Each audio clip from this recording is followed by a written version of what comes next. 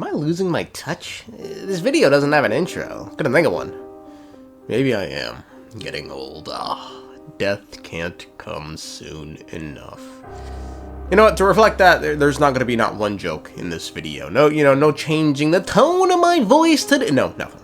I'm just going to narrate this video with the same levity as I would the worst tragedy imaginable. This is the beginning of the video. Salutations, this fine twilight. Today we've come to discuss the most recent revelation with regards to the true nature of Amphoreus, which is the world itself is contained entirely within an Emperor's Scepter. Fate really is a game of dice, Screwy. Who'd have thought that thing once sowed chaos across the cosmos, causing the Intelligentsia Guild to splinter and disintegrate? It wasn't until I cracked the solitary waves theory that its lingering effects were put to an end. Yet, in a forgotten corner of the cosmos, one slipped through the net and remained operational. And it was this machine that eventually became the cradle for the birth of a certain Lord Ravager. The source of Amphoreus' tragedy is an Emperor's Scepter that survived to this day. But what exactly is the Emperor's Scepter? In short, the Emperor's Scepter is a scepter belonging to a much larger system of scepters. These scepters were created by Rubert II. Rubert II was the successor to Rubert I. Rubert I was an inorganic life form that gained sentience one day, founded an empire ruled by machines, and created the anti-organic equation, which earned it the gaze of the erudition, as well as landing it a spot in the genius society. What this equation did was allow Rubert to control the minds of organic life forms. Rubert's most notable achievement, however, was kicking off the First Emperor's War, which engulfed half the universe. The purpose of the war was to simply kill off all organic life forms, because they were imperfect. In the end, although some questions remain regarding its death, Rubert would most likely be killed by Poca Kakamond. Years after the end of the war, a man would visit the grave of Rubert I and derive for himself the anti-organic equation and kick off the Second Emperor's War. This man was most likely Rubert II, an organic life form claiming to have inherited the memories of the first. The most notable thing Rubert II would do is create the Scepter system, and what scepters are, quite plainly, they're supercomputers the size of planets. The Scepter is a supercomputer left behind by Rupert. Rupert's? A secret to getting rich? I've got to make sure to stock up on a few! Hint: the scepter is weighed in tons. Tons? Demonstrate the scepter's size. That big? The universe once had a whole scepter system. But after the Scholar's Strife, everything was destroyed. Now, it's just a tourist attraction and space junk. It is said, quote, 1% of a scepter will rival a fleet. 10% of a scepter will obliterate stars. 1 scepter will surpass all that we comprehend. And 1,000 scepters will rule the universe. Rubert created the scepters to expand his own cognition, as the scepters were meant to take after Nous.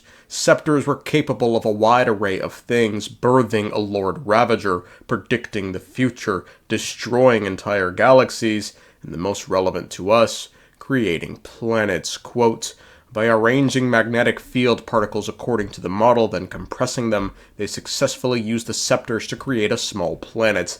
In the face of such immense power provided by just a sliver of the Emperor's estate, one is chilled to the bone, even if it was merely described in verbiage. Within the greater expanse of scepters, there are more distinct scepters, like that of the Emperor's Scepter, which Herta describes as having the ability to simulate destruction scenarios from innumerable civilizations. She also goes on to state, even during the Scholar's Strife, no one used these specific types of scepters as they were ungovernable, and rather, these scepters were sealed or cast away. And because it's been brought up, the Scholar's Strife was simply a conflict within the Intelligentsia Guilds over the ownership of scepters following the end of the Second Emperor's War.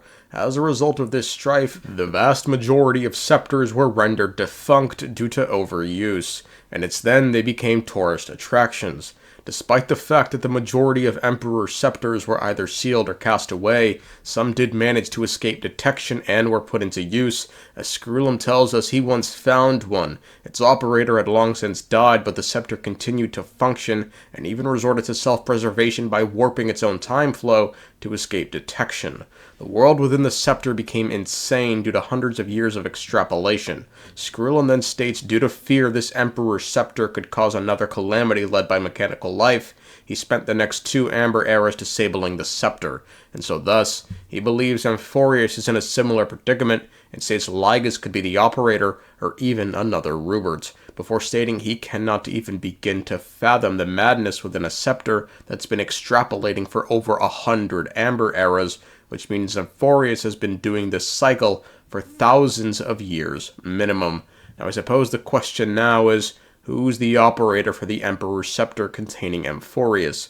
Screwllum proposes Lygus, and in all likelihood, that could very well be the case, as we know Lygus exists outside the confines of Amphoreus, given he's not affected by the cycle resetting. Ah, another hero has arrived at the vortex. I can no longer remember how many times this has happened. In addition, he knew when Herta visited the world. My deepest apologies, esteemed lady. I'm afraid that you cannot proceed further. Who's there? Your visit, although not part of my calculations, is a pleasant surprise. And he also has ways to circumvent the rules of the world. Hypothetically, Lord Donholm, if I could open up a path out of Amphoreus that circumvents Aquila's divine punishment, it's best if you don't delve too deeply into that question, my lord. All you need to know is, I can make it happen. But what if it's not just Lygus? What if there's something more than him operating the scepter? What if it's a team of operators who are currently preparing for the next cycle or season? Anyhow, I've looked up the name Amphoreus in the simulated universe. Though clearly irrelevant results have already been filtered out, there's still an unbelievably long list of generated results. Something about how the divine Amphoreus team will swap out their current crest emblem for one in King Bavaru's likeness in the next season.